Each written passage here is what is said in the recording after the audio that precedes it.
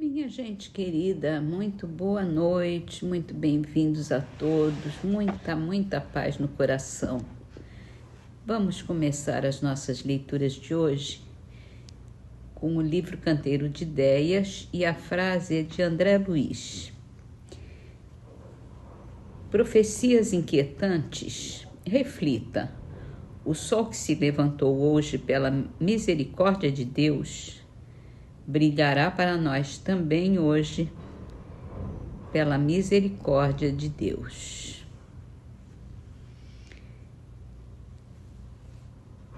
Aí dá uma sensação boa isso, né? Da gente poder contar com essa misericórdia, com essa bondade de Deus. O sol está hoje, vai estar amanhã e vai brilhar sempre por Deus. E o sol aqui é uma figura, né? Uma figura de linguagem, porque a luz vem de Deus. Essa misericórdia de Deus é a luz que a gente recebe todos os dias, que nos acalenta, nos pacifica e nos dá esperanças e força, muita força. Hoje, nós vamos ler o livro O Céu e o Inferno e terminar o prefácio do livro, finalmente. A gente falou da estrutura do livro e agora ele dá mais uma explicaçãozinha aqui. Nesses exemplos, tirados na sua maioria de fatos contemporâneos, dissimulamos os nomes próprios quando julgamos útil por motivos de conveniência fáceis de apreciar.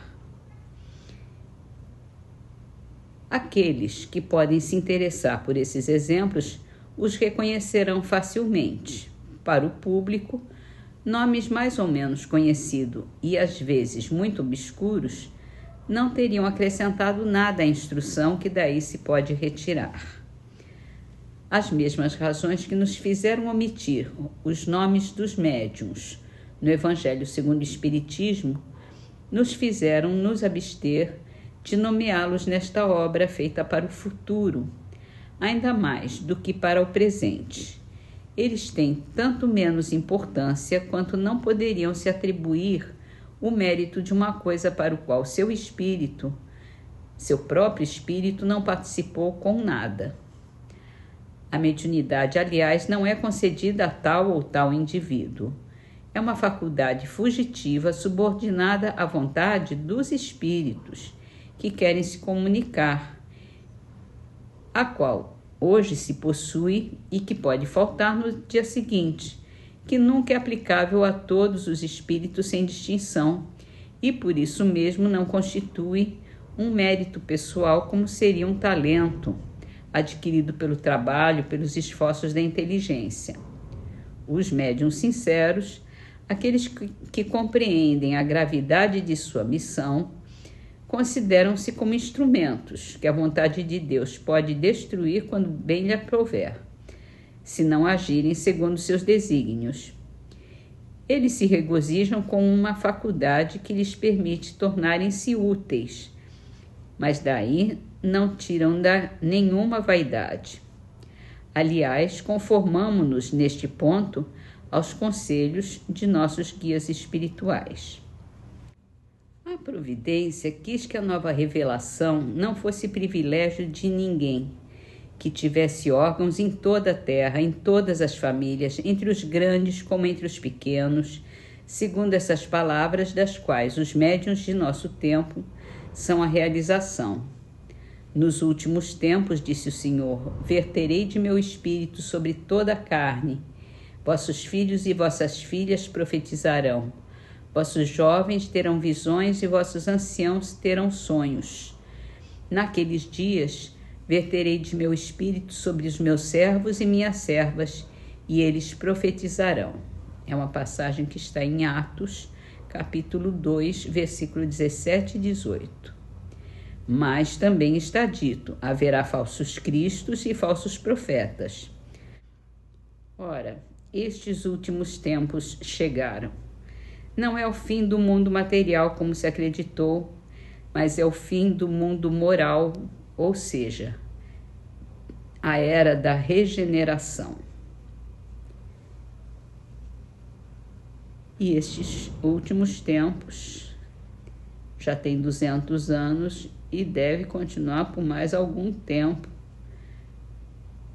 para começar, para a gente se sentir numa terra de regeneração, né? Por enquanto a gente só está tendo os prenúncios.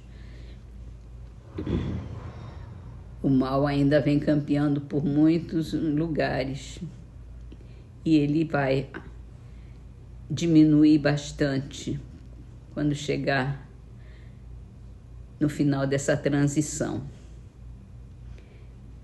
com a graça de Deus. Mas o que a gente pode dizer aqui é que a mediunidade é isso, é uma faculdade que permite aos espíritos se comunicarem. Não é um privilégio, não é uma faculdade, não é uma benemerência para a gente, para o encarnado. É um meio de comunicação. É como um rádio. Rádio não pode ser um rádiozinho melhor, pode ser um rádiozinho pior, mas é um instrumento. Então, eu acho que isso é o mais importante aqui nessa coisa toda. Kardec nunca cita o nome dos médiuns, apenas o dos espíritos. Muito bem. Assim vamos terminar nossas leituras hoje com a trovinha de Silva Lobato do livro Trovas do Mais Além, psicografado por Chico Xavier. Egoísmo por mais alto, em vão na terra se apruma. Quem só serve para si, não serve em parte nenhuma. Passamos então para a prece. E a nossa prece hoje começa com uma mensagem de André Luiz, Programa de Paz. Cumprir o próprio dever. Para tranquilizar alguém, é preciso ter a nossa própria consciência tranquila. Usar boas palavras e bons modos. Qualquer viajante da estrada pode se afastar do pé de laranja azeda. Desconhecer ofensas. A vida não constrange criatura alguma a passar recibo numa serpente para se atormentar com ela. Auxiliar indistintamente. Se a fonte escolhesse os elementos a quem quer prestar benefício, a Terra seria francamente um planeta inabitável. Não censurar. A crítica nos traça a obrigação de fazer melhor do que aqueles que nós reprovamos. Abençoar sempre. Qualquer trato de solo agradece o adubo que se lhe dê. Jamais vingar-se. Ninguém consegue ajudar a um doente fazendo-se mais doente do que ele.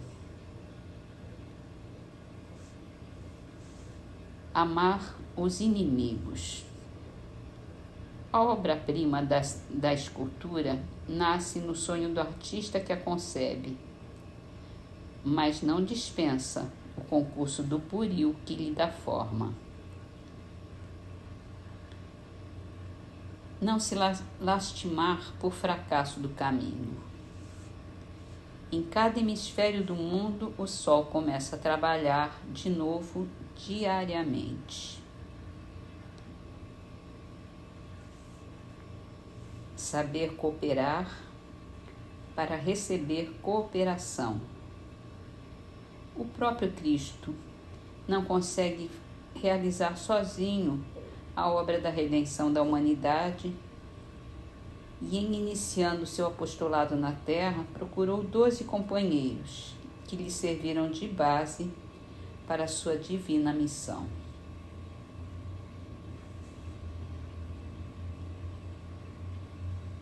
Ajuda-nos, Senhor, a cumprir esse programa de paz, para a gente começar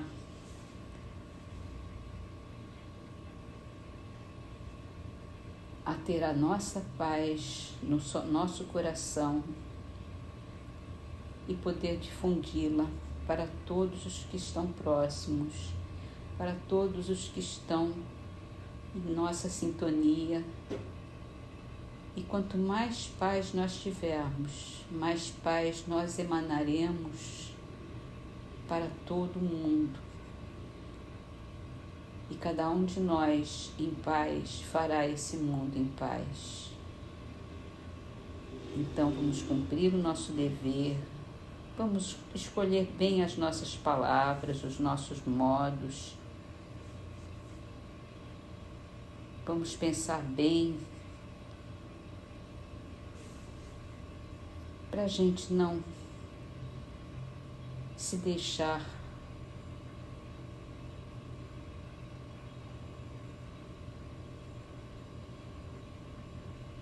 influenciar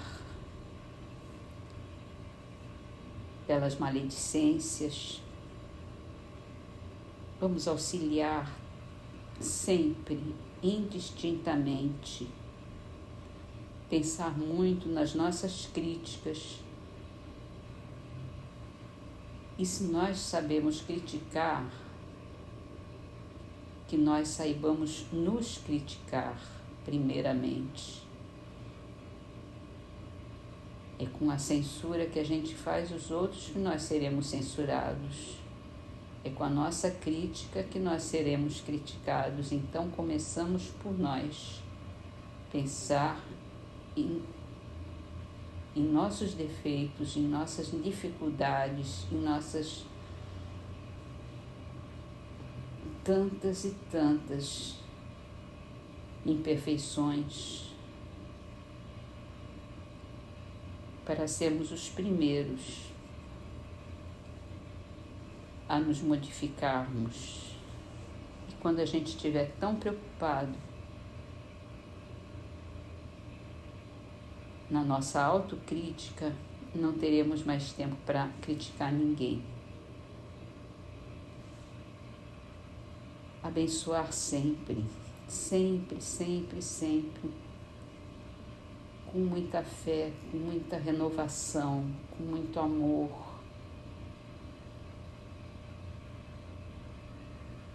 Sempre aceitando todas as coisas,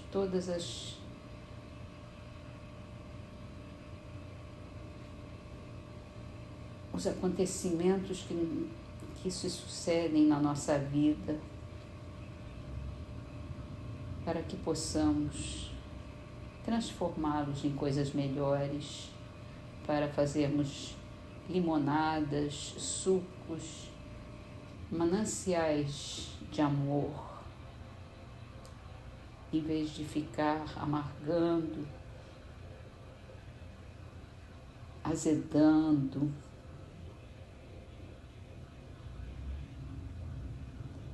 Estarmos sempre prontos para ajudar a todos, porque se assim fizermos, a ajuda chega para a gente pelas mãos de Deus. Amar os inimigos. A gente tem muito, muito que desenvolver toda a nossa potencialidade de amar, todo o nosso amor, para podermos compreender os nossos inimigos, para podermos aceitar a evolução de cada um e trabalhar dentro de nós nessa escultura linda que nós seremos realizados por Deus. Há golpes de sofrimento, muitas vezes, há golpes de um buril misericordioso e brando, que vai nos acolher sempre. No fracasso, precisamos levantar a nossa cabeça, o nosso espírito, o nosso coração e recomeçar sempre. Porque o fracasso só será real se a gente desistir. Enquanto a gente estiver trabalhando, sempre vai ter uma porta de saída, uma porta de sucesso para a nossa alma. E saber que podemos contar com tantos e tantos e tantos amigos espirituais, tanta gente boa, encarnados também, que estão à nossa volta, que nos ajudam, se dedicam a nós de forma totalmente independente, sem nos cobrar nada, sem cobranças, sem censuras, com o coração limpo, porque somos parte desse mundo. Todos nós estamos evoluindo na direção de Deus exatamente para isso, para nos tornarmos cada vez mais parte desse mundo co-criador de Deus. Para isso que nós fomos gerados, nós fomos criados, para isso que estamos evoluindo, para nos tornarmos parte desse universo tão lindo, tão harmonioso, tão digno, tão misericordioso de Deus.